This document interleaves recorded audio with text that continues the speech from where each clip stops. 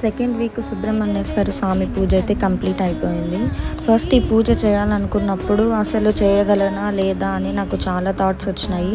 Just నేను అనుకున్న అంతే, చేద్దాము, ఈ పూజ అందరూ చేస్తూ ఉన్నారు కదా అని చెప్పేసి నేను అనుకున్నా చేద్దామని. అనుకున్నప్పుడే నేను ఫస్ట్ ఏమనుకున్నానంటే టెంపుల్కి వెళ్ళేసి ఫస్ట్ సుబ్రహ్మణ్యేశ్వర స్వామికి పాలాభిషేకం చేయించిన తర్వాత ఈ పూజ స్టార్ట్ చేద్దామని అనుకున్నా.